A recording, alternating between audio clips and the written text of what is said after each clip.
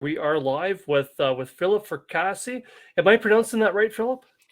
It's fracassi, Fracassi. Okay. like a lasagna. Fracassi, yeah. Oh, I'll never forget it again. I love Forget lasagna. about it. Exactly. Yeah, forget about it. Forget about it. We're obviously here to talk about something that I think that certainly anybody that has experienced it will not forget about it. And I am, of course, talking about your latest novel to hit the stands here, which is right over my right hand shoulder, Oh, Boys in the Valley, which, of course, was originally published back as I understand, correct me if I'm wrong, I probably am here, Philip, as a signed limited hardcover back in 2021, I believe it was. yes, it was the October. It was the Halloween edition of that year, 2021, from Earthling Publications. So, yeah, that was the first. It was actually the first time. It was the first novel I'd ever had published.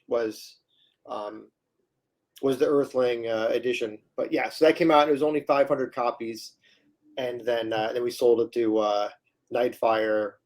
Uh, I think February of 2022. Perfect. And thank you, Tor Nightfire, for picking it up and making it a mass market book that we can now all enjoy because, and that's really fitting too, Philip, that it did come out back in, originally back in October, because I swear this thing fits the, you know, gothic, creepy atmosphere of Halloween like a bladed glove. So much so that even Stephen King himself had no choice but to sit down and tweet out some pretty awesome accolades about the book. I think Yeah. something about the long lines of, how he felt it was a just an amazing old school horror book from Old, the from back in the day. yeah, it was Steve. Yeah, so when he's actually tweeted about, I feel very my cup runneth over as it pertains to Stephen King. He tweeted about it twice. He tweeted about it last February, and it was frankly his tweet that got the really got get the Nightfire deal done because Nice. Thank you, at the Steve. time, yeah, thank you, Steve. I thank him in the acknowledgments actually. So yeah, in the at that time, my agent and I were getting ready to take out a completely different book, um, uh, which still hasn't been sold. It hasn't been shopped. Called The Blue Butterfly, and then the Stephen King tweet happened, and we were both like, "Oh well, forget that book. Let's take out Boys in the Valley." And so we did, and it was and yeah, I think it sold. We gave it to Nightfire as an exclusive, and I think we sold it in a matter of a week. That's incredible, and I'm so glad that that's an interesting story that it has. I didn't realize. I mean, obviously Stephen King has immense influence all across the board, but I didn't realize that he was so pivotal in getting this book out to the rest of us to be able to enjoy and Yeah, see I what all the think it hype was is about. yeah, I think it was a combination of him tweeting about it and then the response to that tweet. Right. I think there was so much reader response and people were getting really excited and so I think it was yeah. So like I said, we just we offered Nightfire the book on an exclusive basis and they snatched it up right away. And we had actually ended up doing a 2-book deal. So we're going to be doing Boys in the Valley this summer, and then we're doing another book that I'm doing rewrites on right now, Okay. called Serafina, which is going to come out in tentatively June of 2024, with both Nightfire and then Orbit in the UK. Very cool, and I do definitely want to get back to that here a little bit later on as well. But before I forget, I mean, one of the cool things that I really enjoyed of Boys in the Valley as well, as I mentioned in the review that I recently did up for it as well, that should be at Remorgue this summer in July, I believe. The really cool thing is that you weave a lot of influence from religion, specifically the Catholic religion, throughout your book without providing a real absolute takeaway about whether religion is a tool that's best suited for, best used against or for nefarious intentions. That certainly plays a pivotal role in, both aspects of religion as far as the events go in Boys in the Valley.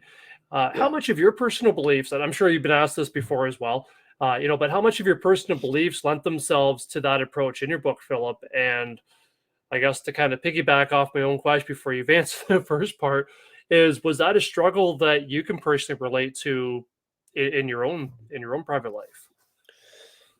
Yeah. So, you know, my thing is that, um, it's, I'm very story focused, which I know sounds like an obvious thing to say, but what I mean by that is everything I do, everything I put into a story, good or bad, depending on who you ask, um, is there to serve the story. So to that end, with Boys in the Valley, a lot of the religious themes, are in there to serve the story of Peter and David and Bartholomew and all the kids in the orphanage and what happens to them. So it's less about me wanting to inject a book with religious themes that I had some sort of personal um, agenda with or personal experiences with, and it was more about using those themes as a device to enhance the story. So that said, I did grow up in a religious household. I did, grow up, with religion as a mainstay in my life. And, I've kind of taken a bit of a broader, more philosophical, esoteric, Mhm. whatever you want to call supernatural Yeah. view of spiritual view of things as I've gotten older and more experienced and I've read more widely and have, learned more about the world and about other religions and what other people believe in. And I do really enjoy reading a lot about like the occult and the afterlife and a lot of that sort of stuff. But I'm not like but, as far as the practice, the man crafted practice of religion or the canonized version of the church canonized version of the Bible or whatever you want to call it, those very ritualistic things are not something that I'm, have put much weight in on a personal level. So like I said, it's really the themes that are in there and the back and forth that maybe one or two of the characters go through is less about me relaying a personal experience and more about me wanting to relay the struggles of an individual who does have those beliefs and who does have to make hard decisions and who does have to kind of come to terms with what they believe, and not only what they believe but what they how they prioritize their own life maybe over what they're taught. um, so yeah, so it's a lot of complicated themes in that regard, especially for the main character Peter, and so but it's really more of a character study of him and his struggles and almost a coming of age in a way, in that sense where he has to kind of figure out who he is and who he wants to be. So that's kind of really the more the point that I think I'm making with those themes. Cool. And it's really interesting to hear you say that because you certainly nailed that point across. And I think that's what part of the brilliances of this book as well is that no matter what your belief system is or your disbelief system or somewhere in the gray area kind of thing, I think that you can still look at this as a really cool and relatable philosophical struggle. I think certainly between somebody that is trying to fight between doing what they feel is right and what they feel they know is right through teachings and their own environment and that. And I think, yeah, I think you definitely nailed that Yeah. internal struggle so well. Yeah, and it's also a little bit of, yes, for that for sure, and it's also a little bit about from where do you draw strength, Right. from where do you draw um, your your your will to I'm trying not to do spoilers, your will Stuff. to do right, to do one thing or another, and I think it's and so I kind of play a little bit with that too, which is like you could kind of almost in the book, you could kind of almost argue it each way, right? You could kind of almost argue that he draws strength from like a, this kind of like, ambient universal power. And then you could also, and you could, and then you could also kind of make the argument that he ultimately draws strength from himself. And so that's something else that I wanted to kind of like, I don't want to say play with, but I wanted to get into his character, because I do think it was an interesting study for him to make some of those harder decisions, and why he made them, and where those decisions were rooted inside of himself. So he was a great character to write, and I think a lot of people who have read the book so far, I don't want to say that. I think there are some people who I think that his complexity of his character is sort of not as obvious as maybe the complexity of some of the other characters. It's something you have to kind of more read into. So but that was he was I'm talking about Peter, the main character in the book. He was an interesting young man to create from a fictional perspective. Cool. Well, he's definitely an interesting person to read about as well, from a reader perspective, certainly. And I know that, to sort of, I guess, go hand in hand with that old school, horror vibe as well. I found it really, Boys in the Valley really also had a cool, gothic vibe to it as well, where you had this creepy, brooding atmosphere that was sort of misting over everything. And it was almost to the point where, it really was to the point where the atmosphere really was a character of its own. I mean, the nice thing about that, Philip, is that, I found that your settings really intricately, they almost became like a second skin, to everything that was happening sort of beneath to that atmosphere.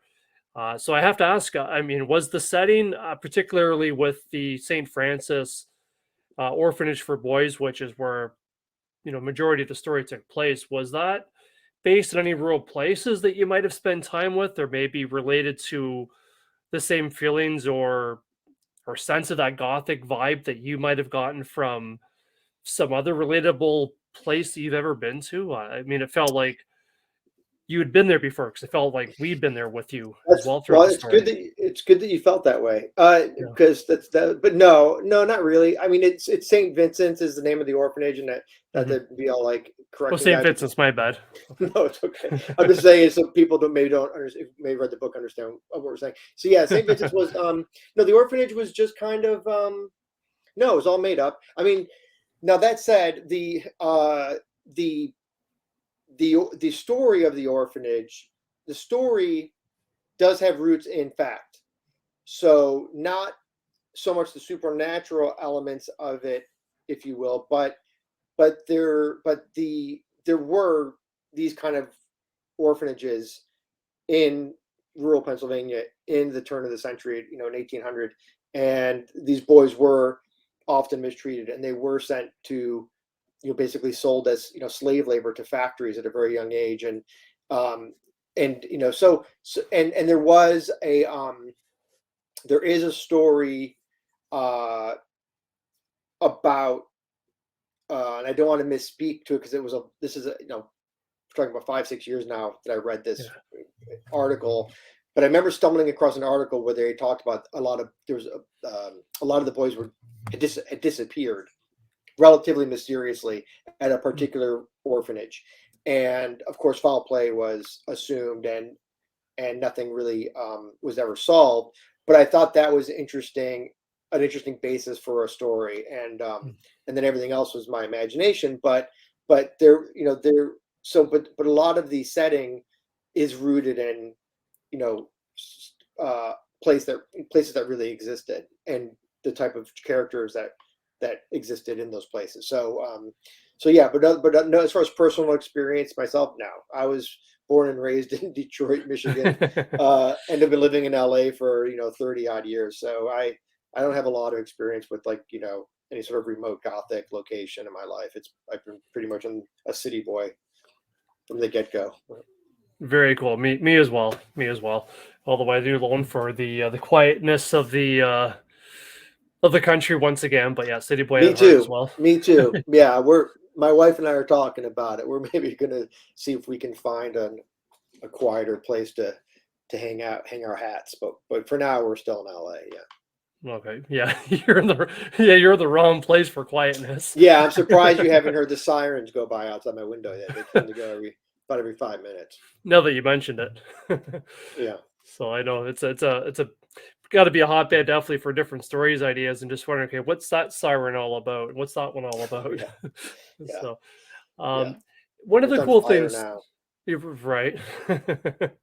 One of the cool things that I like too, and you kind of alluded at this a little bit as far as the character development goes for our main character, young Peter, who, of course, we follow throughout the story as well. As you also have, I guess, in a sense, his counterpart really is a character named Brother Johnson, who has Mm-hmm. a very storied past. That I love the fact that you're not you don't just come out and kind of blurt it all out, and even by the end of it we kind of wonder what his past really is. We're not quite sure, but he becomes sort of the sympathetic villain in this.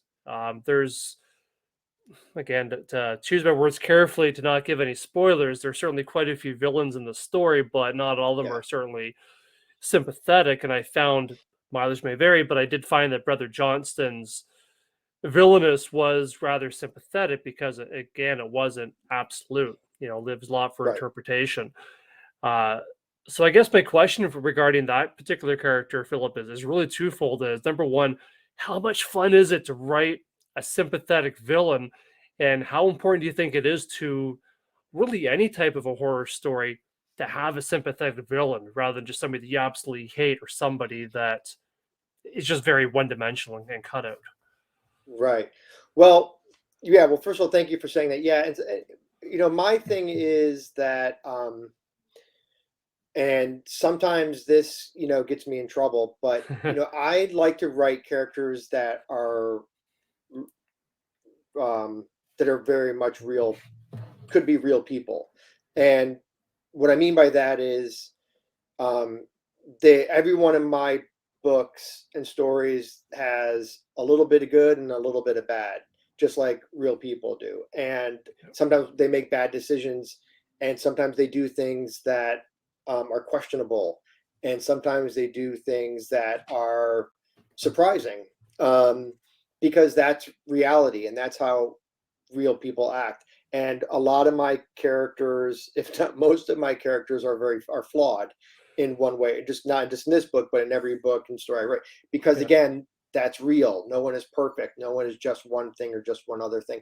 So, um, and so I kind of don't really rely on character tropes. I kind of create my own manifestations of characters, and I like that they do things that are unexpected, Hmm. both to me and to the readers. I've had characters do things in books where I'm like, I don't know about that. You know what I mean?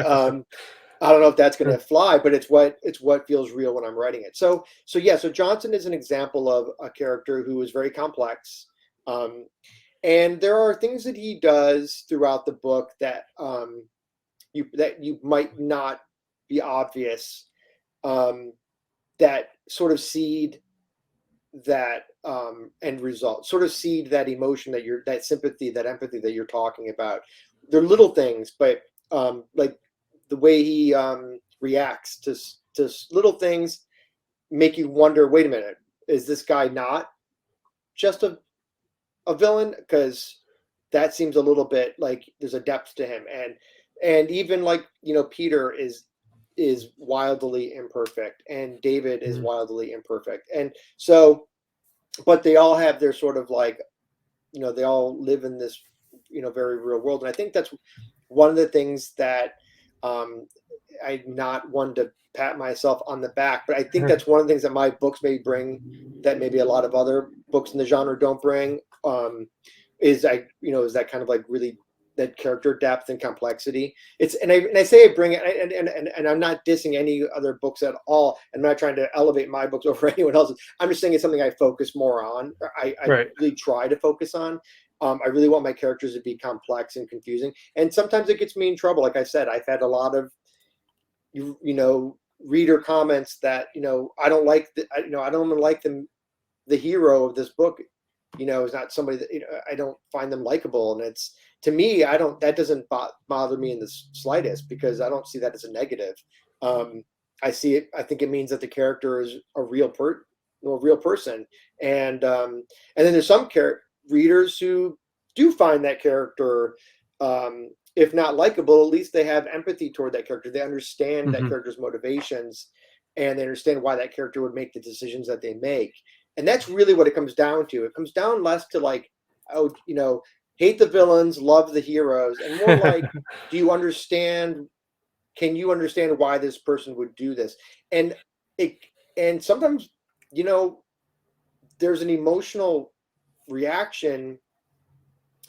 Some readers gotten very upset, because they're kind of like, I can't believe this person would ever do that. Like, I'm like, that would never, and they get kind of defensive almost about it. And we're like, I think you're overgeneralizing because it's your own perspective of, that you would not want to think that a person would do that, but this person did. So all that to say that, yeah, with Brother Johnson, who I think is a lot of fun. He was one of the funnier characters I've ever had the pleasure of creating, because I loved bringing him in and kind of making him seem to be one thing, and then sort of slowly making him into something else, and then sort of making him into something else, and then kind of making him into something else all the way. So he is quite an interesting series of arcs throughout the story that I think will keep readers on their toes. Yeah, absolutely, and I'm not sure that his character as well is going to lessen the polarizing responses you might get from the fans. That's okay. Absolutely, and the cool thing is, I think, and for everybody that's maybe watching this who's ever been really pissed off at one of your villains, or is like, hey, I'm going to check out this book, Poison in the Valley, or Heroes, and might find themselves kind of pissed off at some of the choices that the heroes or the villains make, is I think it's really important, back to the whole philosophy of the story as well, for people to realize, well, why do you feel that way? That might be more them than the character, which isn't a negative thing, but certainly with Brother Johnson, as far as he's concerned, the one thing I loved about him is that he was constantly at a crossroads, because you got the impression he cited that his idealisms, his where he kind of saw the possibilities for his choices, I think were well intended, but ultimately the choices that he really did make were, frankly, kind of bad choices in a lot of ways. And I think it's like he's right there at the precipice of being potentially a good person, but there's just something in him that makes him kind of go in a bit of a different way than maybe what we would expect, or what I think even the character expected. And I think if that ends up really bothering people, I think that's certainly a good cause for analysis.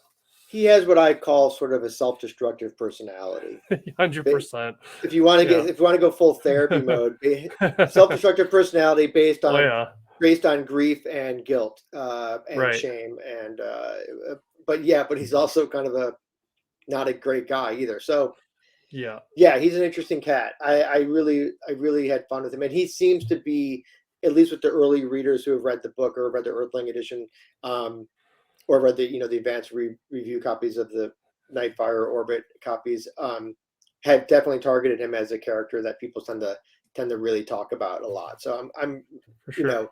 That makes me very happy, because I also don't really love the idea of there being like one main character. I like the idea of it being a cast. Of heroes and a cast of villains, and even if there is a primary protagonist and a primary antagonist, I still like the idea of having anyone can kind of jump into that slot in a way. You know what I mean? And in this book, I think there's a lot of people sort of taking control of the story, and I think I wrote it very specifically that way. With the way I handle perspectives in the story, as far as chapter by chapter.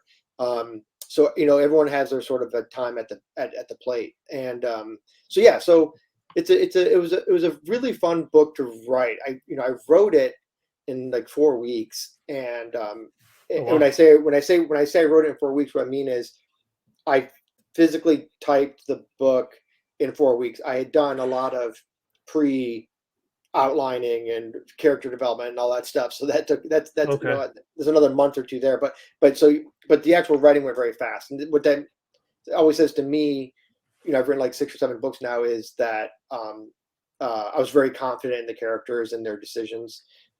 So it was a really fun book to write, and hopefully it's a lot of fun to read. So that's Yeah. ultimately getting back to my initial comment. All Sure. this character stuff, by the way, that I'm talking about, sounding kind of like probably a highfalutin artsy man, but all that character's complexity and all that stuff is really, again, it's all service to the story. All that stuff is so that the story is fun and engaging and is the best story it can possibly be, because all this stuff is just to make sure that the story works for everybody, and that people, because if you're not going to get invested in the story if you're not invested in the characters, and you're not Right. going to get invested in the story if you're not invested in the setting.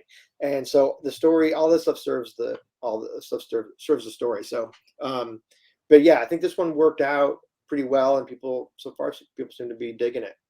Yeah, well, I dug it quite a bit myself, as you know. Was that unusual for you, Philip, that you would, you know, I mean, even writing a complete outline and all the details within a month seems pretty fast paced to me as well. Was that unusual for you that you were able to take from that and write out the entire novel in 4 weeks? I mean, it's not a short novel; it's about what, 350, 360 pages. Yeah. No, that's pretty par for the course. I mean, so this book is a little bit different. So this book was originally, it gets kind of complicated, but this book was originally a screenplay Right, I did that want to I ask you about that. Yeah, thank you. yeah, so I used to write screenplays, and I still do. Yeah. But I used to write screenplays for a living. Okay. And now I kind of I write fiction for a living, and I write screenplays kind of when the opportunities arise. Um, Yeah. but so I'd written a couple screenplays, or had a couple screenplays produced, and then I wrote this as a screenplay. So yeah, it took about, I fleshed the whole story out in about, I don't know, a few weeks, and then I wrote the screenplay, and then I basically rewrote the whole. I rewrote an entire new outline when I was like, I think I'm going to adapt my own story into a novel. But a lot of things I had done in the screenplay, obviously the novel is a lot more depth to the characters and their Mhm. inner dialogue and motivations and all that kind of stuff. So I really wanted that. So I really kind of rewrote it from top to bottom. But so that was a little bit faster than Hmm. maybe a normal, but no, standard for me. So like for the novel I'm writing right now that's coming out in summer of 2024, I did about a month of uh, outlining, getting the plot where I wanted it, getting the characters fleshed out and all that stuff. Um, and I do extensive outlines, so my outlines are pretty detailed. I usually break down every single chapter ahead of time, so my outlines are kind of like 50 or 60 beats, and then within each beat I have notes and character Okay. notes and all this stuff that I'm going to like seeding for later or misdirection here or whatever. So I do all that stuff ahead of time. That usually takes me about a month, and then Hmm. maybe a little bit less. And then I usually spend about between usually typically it's more like 6 to 8 weeks to actually write the book, Okay. to write the first draft, and then you know rewrites go on and off, for whatever 3 or 4, 5, 6 months or whatever it is. So depending on when I'm getting feedback from editors or whatever. But I usually do that. The actual writing of the book is about a month. So it's about a month. Then call it maybe 2 months if this is interesting to anybody, and then like usually like another month of rewrites before I show it to anyone. Perfect. And no, is there a specific time that you would normally spend in a day on a book as well, Philip? I mean, do you have like kind of this time to this time, that's all the writing, or is it just a matter of what as much as you can you just squeeze into the day? Yeah, it's the latter of the two. I I this is my full-time job, so Cool. I work basically on and off between like 9 a.m. and 11 p.m. I usually try and stop writing by 11. Okay. just so I'm not completely wiped out mentally the next day. So I usually will write for. I mean, my days are really like now they're a little more complicated. I do more. I have a lot of projects going on, so I'm spending my days doing a lot of more administrative stuff now, maybe than Okay. I would have maybe a few years back. So but I basically am working from like 9 a.m. to 11 p.m. And I usually take a couple hours in the late afternoon, and I usually take a couple hours in the evening for family or hang out with my wife or my kid or whatever. And then but yeah, so it's basically like 3 or 4 hours in the morning, 3 or 4 hours in the middle of the day, and then another 2 or 3 hours at the end of the day. And the end of the day is always reserved just for writing. I don't do any other business stuff. So I try and get a couple hours in the morning, and then a couple hours in at the end where I'm just turning everything else off or tuning everything else out and just focusing on writing. Cool. And then I usually spend another 4 or 5, 6 hours, talking to agents or editors or lawyers or whatever, doing social media promotion or whatever it is. So yeah, that's my typical, and I do that 7 days a week, Okay. pretty much. Yeah. I was gonna say, yeah, when you're a real writer like yourself, there's no such thing as any time off, really. Well, you have to think of So it this way. For me personally, I've been wanting to be a writer since I was like 10 years old, right? So, yeah, like many writers. So sure. I've now worked enough hard enough and been lucky enough, had some good fortune to be in a position where I can write full time. And I'm kind of living my dream, as it were, in a way. And so, but the only way to keep that is to keep working just as Right. hard as you work to get there. So I'm kind of always in a bit of a panic mode. I'm always sort of like I now currently have booked. I think I've these are all not all of these have been announced, but I have like 4 books now slated for the next whatever through the first half of 2025, and I'm still kind of panicked about getting another book written. So I'm always kind of thinking about what's next, and I love it. It's I thrive on it. So when I am writing a novel, or like when I have a deadline or whatever, I am way more focused on writing a majority of the day, and whereas when I'm kind of in between projects and I have a little bit of a slate lined up, I can pull the throttle back a little bit Yeah. and maybe just kind of like write for 3 or 4 or 5 hours a day, and then kind of spend my time doing other stuff like catching up on reading, or maybe even walking out of the house. Who knows? Crazier things have happened, but every now and then I do like to see the sun. Exactly. Proof of life. Yeah, just for a minute, and then I kind of scurry back inside before It does anything burn a bad little happens. after a while. Yeah, right. Yeah, no, that's great. And speaking of which, too, the cool thing too is that I know the other day on your socials you mentioned that you were working on a prologue, and I imagine that the current story that you're currently rewriting, and then maybe a day later, you also mentioned, posted up on your socials on your Facebook feed that you got to write the end. So Yeah. is it fair to say, Philip, that you one of those meticulously, and the stuff of envy where you actually edit as you write your story so that when you write the end, it's pretty much the end? Um, I think if I'm getting your question correct, I think like when I is this, you mean, yeah, well, to answer your question, when I write the end, yeah, that's it. So I mean, Yeah. but as far as like, no, yeah, I don't write like, I would say that my first drafts are atypically about 80% Okay. what the final version will be. Um, so what I do is I do the first draft, and I do sort of edit as I go, but I don't do the Joe Lansdale model where I write and then at the end of the day I go back and I like reread everything I just wrote Right. and edit. Right. I don't Yeah. do that. But Okay. I am kind of always in my head, sort of going like, I don't know. So I write the first draft. My first drafts are pretty close to the end product. And then what I do is when the first draft is done, I go all the way back. I take a couple of days off to reset, and then I go all the way back, Cool. and I start reading the book for the first time in a way. And as I read, I edit, and it's making sure that everything makes sense. I sweeten the prose. I modify, whatever I need to make for clarity or whatever. So that second pass is really my kind of polish almost in a way. And then that's usually all I do before I would hand it off to like an editor for their notes. Because I come from the indie world, a lot of times if I'm handing a book off and it's kind of basically like someone's going to proofread it maybe, and then it's basically going to the printer, I'll do probably my own proofread passes to make sure that there's no, I basically work as my own proofreader and editor.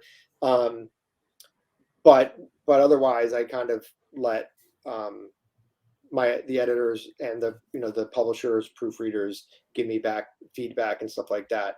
So yeah, it's really, for me, it's like one or two passes. And the other thing I do that listeners may or may not find interesting is when I am doing a book that I know is not going to be seen by a lot of people before it goes to print, is I go to Amazon and I print out a bound draft of the book and as like a book that I can hold in my hands and read. And what I do is, and then I read through that and I make edits on that. And I always catch stuff when I'm reading it in that format. That's a really cool idea. Yeah. So assume I have no editors or proofreaders. I'll do the first draft and then I'll do the second draft, which is where I sweeten everything. And that's kind of the book. And then I do, I usually print everything out on like computer paper, and I do red pen it, rewrite the whole thing. And then I send that draft to Amazon, and they send me a book for $5, and then I edit the book, and then that's pretty much what I hand in at that point. So that's kind of my process. But in this, with the books I'm doing for Tor, I won't have to do all that stuff because they'll have people who will help me. Thank God. Do some of that more detailed, meticulous editing. So that's which is a wonderful thing to have. Yeah, it's a fantastic resource to have that you just don't get as the indie writer oftentimes anyway. So that's really cool. Yeah. Philip, so I've got another question for you before we change gears here just a little bit. And I know you mentioned this before, and I'm glad that you brought it up because that was one of my questions as well regarding, I guess it's going to seem like an oxymoron, but the original origin of Boys in the Valley, which of course was the script, which you at one point made a living from. So I'd be really remiss if I didn't at least ask you, when it does come to Boys in the Valley and perhaps even Gothic, because I know you've got that as part of a Kickstarter to help finance your world tour for Boys in the Valley. You've got a really sweet deal as well. And I'll put the link down below for everybody watching this as well that's wondering what the hell are you guys talking about. So you've got a sort of it really is a double feature of the script of Gothic and Boys in the Valley, which is fantastic. So I'm going to be pledging for that one as well, because I think that's a really cool deal.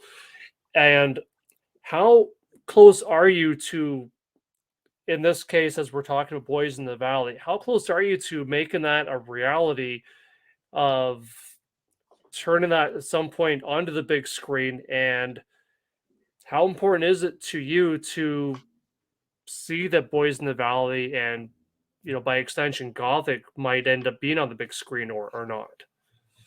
Yeah. So Boys in the Valley, the screenplay that I wrote is not going to be in any way associated with any sort of film adaptation of the book. So I just want to make that kind of clear. It's a screenplay that I wrote that I shopped around that nobody bought, so I wrote it as a book. But that screenplay will live on only in print format. So and so folks listening, what we're talking about is Gothic is another novel of mine, which I have right here. which was Awesome. originally a screenplay, and then I again adapted it into a novel. But so those two screenplays are going to be bound into a limited edition book that I'm selling purely to raise money to go, so I can go on tour around the country and to the UK to promote Boys in the Valley. Not It's all Canada. not this time. I mean, this is, it's all coming out of my pocket. So Of course. it adds up pretty quickly when you're talking about doing 25 cities and a trip to the UK for 2 weeks. So, Yeah. and I'm a full-time writer. So, And the currency here sucks. yeah, I would love to come to Canada, believe me. And, Sure. but to answer your question, so just want to make sure that's clear. But then to add on to that, so the book is currently being shopped by an agency who represents a director and a writer who are attached to the project. Oh, okay. It hasn't been announced, so I can't say Sure. details because it's not my place. But so they're shot. They're working on it, is the answer. So hopefully it happens. It would be obviously amazing. But it's Hollywood, so, and we also have a pending WGA strike, so everything's kind of Right. up in the air right now. But yeah, the idea is that hopefully it gets made into a film, and I think it's got a good shot based on how things have been progressing over the last 6 months or so, almost a year now actually. And yeah, so that, and then I have a bunch of other. I think I have like five. I think 5 of my short stories are currently in different stages of being developed for adaptation. And then a couple of my novels. So a lot's going on in that area. But the thing with that side of things is, for folks who may not be overly familiar with it, is it's all sort of like buying lottery tickets, in a way. Right. It's all kind of like, yeah, it'd be great. And I'm glad that somebody is interested. And I'm glad that somebody's out there trying to make it a reality. That's awesome. But the idea that, but it, from getting to that point to it actually happening or being on a screen is like 1 in 10,000. So Right. so it is exciting. You want to have as many irons in the fire as you can, with the hope that at some point, something, it breaks your way. And yeah, but as far as Boys in the Valley is concerned, yeah, that's out there. It's being pitched to various places. So yeah, so hopefully it hopefully somebody wants to make it, and you just gotta kind of wait and see how it goes.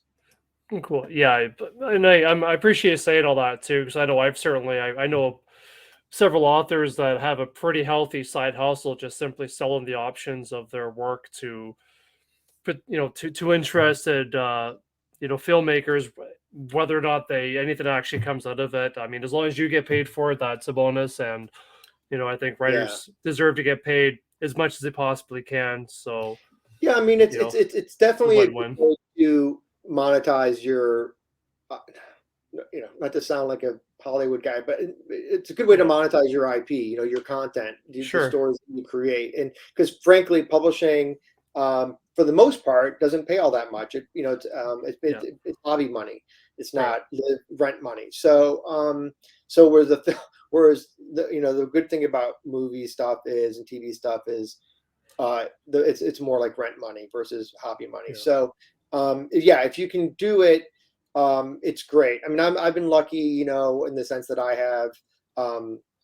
have help on that side of things, and I don't really have to do all that much. I just kind of have to sort of, I meet people, I talk to people who have interest, and and then lawyers do other stuff. So, yeah, so I'm really hoping, fingers crossed, that that Boys finds a home. I mean, I've read the script, it's great. The director's an amazing guy, and yeah, so now we just kind of like see how it goes. Awesome. Well, fingers crossed. But like you said, that's fingers crossed that you got in the right part of the lineup when it comes to that particular lottery. So Yeah, I mean, we'll see it's what just so many happens. variables. There's so many variables. I mean, it could be what Yeah. particular studios are looking for at a particular time. Um, sometimes you write something and then and this has actually happened to me where, Yeah. I finish a novel and then like a week later you see a trailer that could be, the exact story that you just spent Oh, 3 months writing. So, yeah. and so now it's the movie side of it probably just got shelved for at least 5 years or so. So, Yeah. yeah, you never know. But I've had some pretty good success so far, with those things. You just kind of like I said, just kind of wait and see what happens. But hopefully something works out. Yeah. Here's hoping.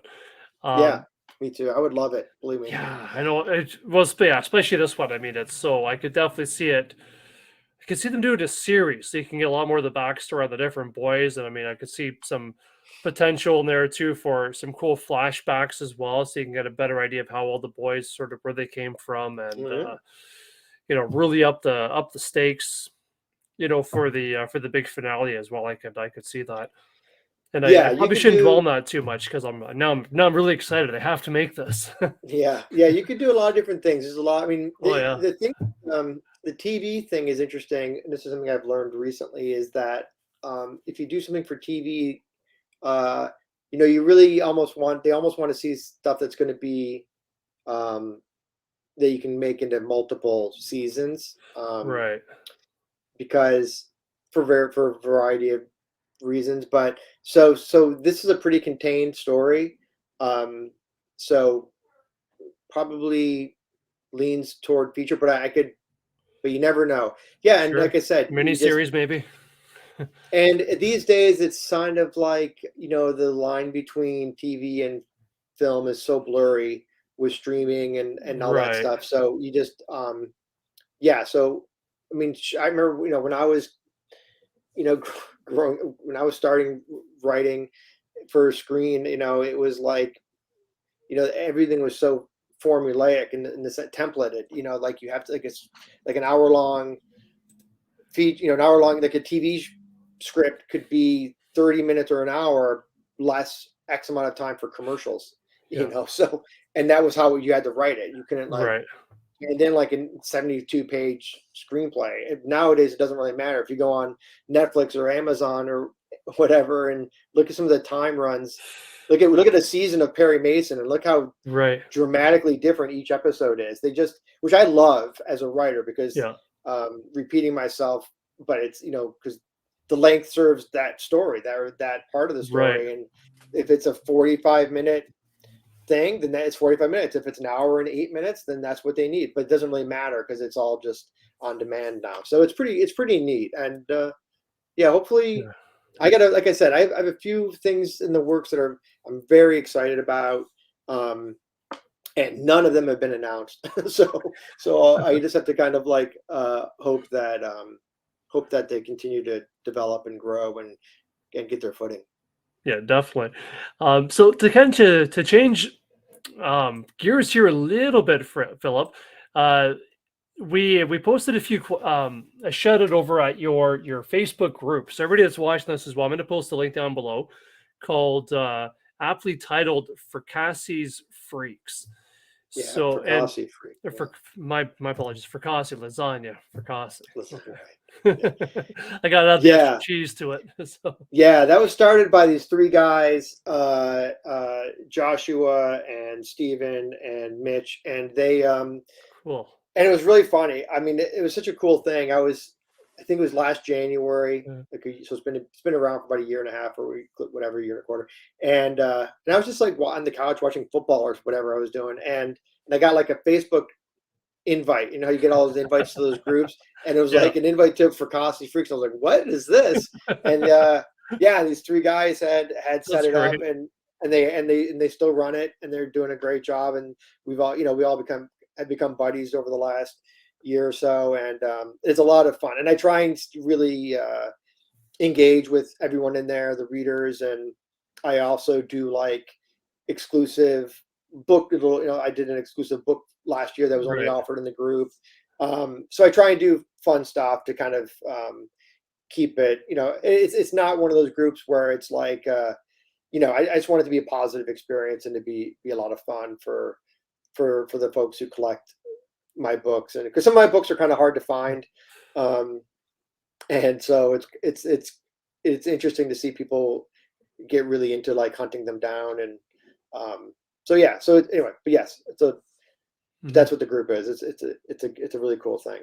Yeah, and it's got a lot of activity too, which is really nice. You get quite a Yeah, bit of good variety in there as well. It's not just everybody kind of piles on about your latest. It's pretty diverse. So I'm yeah, very new to it. So I just this week, because upon your suggestion, which I got the idea to, hey, why don't we? Because I know you've got such a huge following, and I didn't want to be selfish and take all the thunder from all the great questions. So I decided to invite some other people along for the ride as well to ask a couple of questions themselves. cool. And so I don't know if you've been paying attention. Probably not, 'cause you've been busy writing. Which, by the way, that's a good thing. Keep doing that. Yeah, yeah, But we did get a couple of great questions in particular that I wanted to post to you if I can. yeah. Please. They're asked from some of the members of Fracassi Freaks.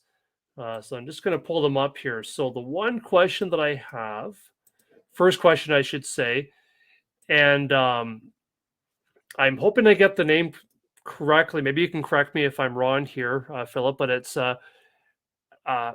Emilian Gilovsky. I hope I am pronouncing that correctly.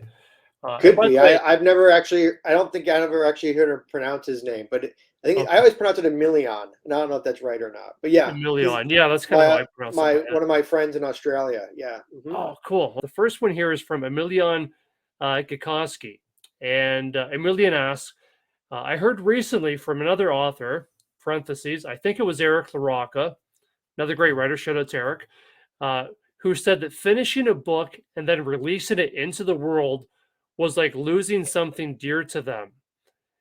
Philip, what is the feeling that you get when you publish a book?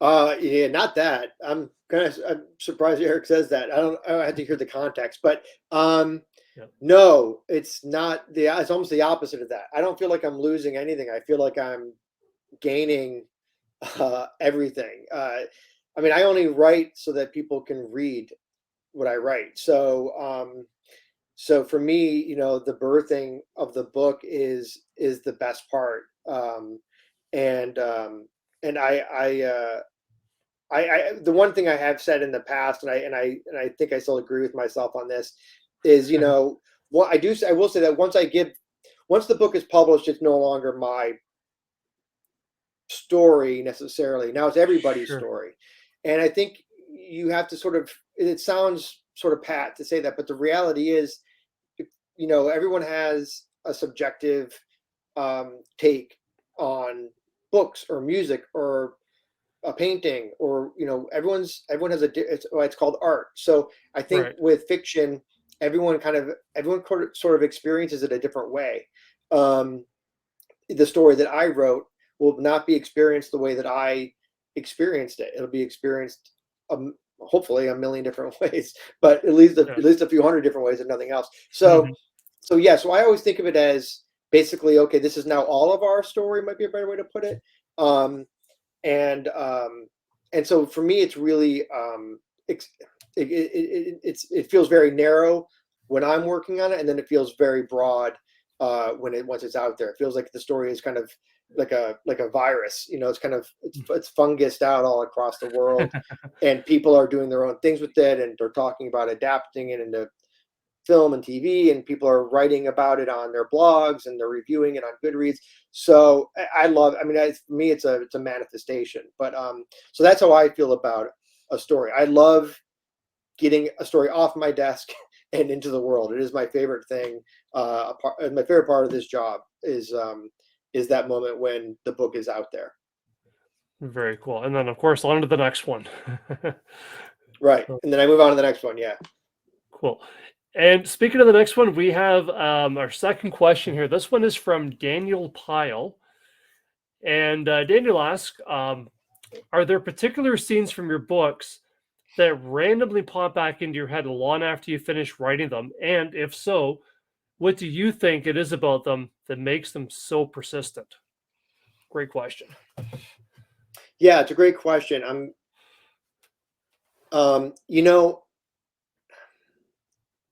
it's a tough question to answer. For the most part, once I finish a book, I kind of don't really think. It sounds awful. I kind of don't really think about it Not at anymore all. because Yeah. for me, when I am writing, when I'm writing a book, for example, a novel, for example, or even a story, um, it's all consuming for me. So even when I'm not at my desk physically writing, I'm thinking about it. Right. I'm working over a scene in my head. When I'm laying in bed falling asleep at night, I'm thinking about a scene that I can't quite, get or whatever. I don't feel is quite there. When I wake up in the morning, I'm thinking about the book. When I'm eating my lunch, I'm thinking about the book. So I'm always pretty much all in 24/7 on whatever I'm working on at that time. Okay. Because so much of the writing, quote unquote, takes place in my head versus on the keyboard. The Right. keyboard is just a conduit to get it out of my head and onto the hard drive. So Yeah. it's the keyboard is not writing. It's all mental, obviously. So which again sounds kind of obvious, but meaning I'm always writing even when I'm not writing, as it were. So Right. so if I don't like to split my brain in that way. I can read 15 books alternatingly at the same time, Oh wow. with no problem. But when I'm writing, it's really one project at a time. I've been in a situation last year actually where I was so busy that I had to kind of focus on one project or two projects sort of simultaneously, and it really strained. It was an incredible strain for me, and it was very anxiety inducing, and Yeah. because it was just so much to think about, and I just didn't feel like I was fully committed to either one. Right. So Too many layers.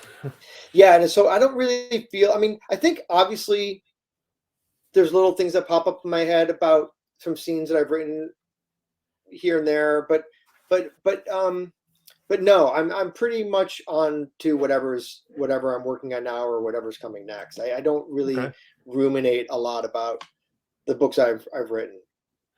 Cool. If I can kind of piggyback a little bit off of Daniel's question and maybe counter that a little bit, can you recall when you're working on, for the most part, that one, main project that you're doing, especially since you do some pretty thorough outlining before you flesh it all out into the novel that you eventually Yeah. rework it and publish. Are there any scenes within your outline that you're like, that's the one, I can't wait to write that one. It's all I can think about until I get to that point. Can you really remember any of those occurrences? Maybe while reading any of your books, not just boys. I'll say this. I'll say this. I do get excited when I'm working on a novel or I'm writing something, when I'm on a project, I do kind of gauge the quality of what I think that story is going to be based on how excited I am to get back to writing it. Hmm. But It's there fair. every now and then there's a scene in my head that I'm working out. It's not so much that I'm anxious to get to it. It's more like I think about it a lot because I want it to be special, or I really want to nail it. I really want to get it right. So I'll think about it a lot in that sense. But um, but no, I mean, for the most part, I'm kind of workmanlike when it comes to the writing, physical part of writing, meaning the typing of a keyboard. So I'm kind of like I'm always, so I'm always kind of like working to get to that point. I think if I was worried or overly zealous about a scene that was 50 or 100 pages away, I wouldn't be focused on what I was writing at that moment. So I'm always pretty much in the moment, Okay. in that scene, in that world that I'm, in that situation or whatever it is. Um, but I will say that as I get a book, the hardest part of the book for me to write is like the first 30 pages, Hmm. give or take, because I'm establishing tone. I'm establishing kind of, because all my books read a little bit differently. So I'm kind of establishing how I want how I want to write this story, what kind of language I want to use, what kind of pacing I want to use, what kind of perspective I want to use. So all that stuff is pretty much established for me in my head in the first like 20 or 30 pages. And then once I have that, it's pretty workmanlike for the next, whatever, through 2/3 or so of the book. And then once I get to that last, you know, part of the book, when I know I've got like, maybe like 100 pages to go, from that point on, I'm very hard to be around, because I'm very much about, I'm almost desperate to get back to work. I don't Sure. like sleeping. It annoys me. The end of the book is definitely something that I get really excited about writing. And I think it's partially because I'm close to finishing the book I've been thinking about for 3 months. And I think it's also because it's really exciting to kind of get to that finale, usually that, whatever that end scene is, or like with Child Alone with Strangers, the last 100 pages are basically it's basically like one big action sequence. So it was, so that was like really intense to write, because I was kind of, working really hard on it. And same with Boys in the Valley. I think the last when I wrote Boys in the Valley, I wrote 10,000 words, over 10,000 words the last day. Wow. Which is a lot for me. I usually write A lot for any human. between 2,000 and 3,000 words a day. 2,000 is usually my goal every day, and sometimes I do 3, sometimes I do 4. But yeah, so to do 10,000 words is a lot. I was just like, I'm not stopping. I'm so close to the end. I want to get there. And I was, to your initial question, I was really excited to write the ending of that book, the scene at the end of that book. And so I think I really wanted to get there, and I didn't want to like have to go to sleep and wait another 6-7 hours before I could keep going. So I just like pushed through.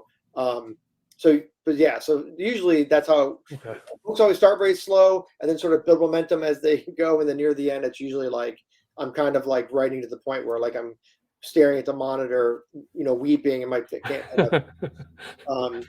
because I'm just writing like a crazy person. Cool. At that point, the possession is complete. Yeah, the muse is taken over. Yeah, for sure. That is awesome, and I can't wait to hear what other people think about that as well. I think that folks, without ruining any spoilers or anything, are going to have some pretty strong takeaways from the ending as well. I mean, it's just beautiful, and probably more so in the hindsight, is I couldn't imagine a more perfect ending to the story, all things considered. I thought it was just brilliant. It might not be a pretty bowl, but I think it's the one that certainly fits what's inside very, very well. Thank you. Yeah, So. I agree, but hopefully people will feel the same. For the most part, like I said, I mean, early reviews have been really positive. I've never Good. had a book this well reviewed. So I'm, so far people seem to really like it. Or what's the best way to follow you as far as what you're kind of going to be up to, as far as the works you're working on, the places you're going to be visiting, where people can meet you, and ultimately, what is the one thing that you hope that people maybe think about and take with them after they put down Boys in the Valley, or really any other number of your books as they read them? All right. Well, so the first part of the question, I think, yeah, best place to follow me is on social media: Facebook, Twitter, Instagram. I'm on TikTok. You can also, I have a website, pfracassi.com. I have a newsletter that you can join, and Yep. I'll send my full tour schedule out. I always send notices. I basically just send notices when like I have a book coming out, or I have a book on sale, or it's like that kind of stuff, like once or twice a month. And then so that's where you get the best place to get information. If you join the Fracassi Freaks group on Facebook, that those guys always get info first. And as far as like what I would want people to take away from finishing one of my books, I mean, first and foremost, I want people to be entertained, and hopefully distracted from some of the more serious and difficult parts of life while they're actually reading the story. I'm hoping that it's immersive for people and it's emotional for people, and or at least fun and entertaining. I always think about movies when I have this kind of conversation, where it's like I always feel like the number one priority of any film is to be, first and foremost, before anything else, entertaining. Yeah. And then you can be as artsy and as weird or as thematically, heavy as you want to be, but the movie's got to be entertaining. I'm not saying fun. I'm just saying entertaining. And the viewers have to be engaged and have to enjoy the experience of watching it. So I always think about that way with my books, is I think they have to be first and foremost entertaining. And then, hopefully my deep hope is that they're impactful in some way to someone's life, hopefully in a positive manner. But I love, it's very humbling and to think about, but I love the idea that hopefully, like, reading a book like Boys in the Valley is something they'll remember for a long time and remember that story and the way they felt reading that story. So that's really all I can hope for, is to, number one, entertain folks, and number two, hopefully leave them with something, or somehow have my story be part of their lives is such a wonderful feeling. And it's really the ultimate desire for anyone who uses art to express themselves, is that you want people to feel sort of the same way about that art that you felt creating it. So hopefully that's what happens when folks read my books. I think some stories are more like just more the fun entertainment part, and I think some stories are kind of a bit more of a balance between the impactful, hopefully, and the entertainment part. I think Boys in the Valley is one where I'm hoping it does resonate with folks long after they've first read it. And but you never know. Like, mileage may vary, obviously, but that's what I certainly hope happens when folks read my work. I have no doubt that folks that are already reading a lot of your other works, Philip, or have been looking forward to Boys in the Valley for quite a while, and I know it's not going to disappoint them. I think it's a great springboard for wanting to jump back into being one of the Fracassi freaks. That's wonderful to hear, man. Thank you. Yeah, thank you as well, Philip. And again, I can't thank you enough for this conversation. Really, really appreciate it. And thanks for everybody that's watching this. Definitely look forward to hearing what everybody else thinks of this book. Feedback is always welcome. So thank you.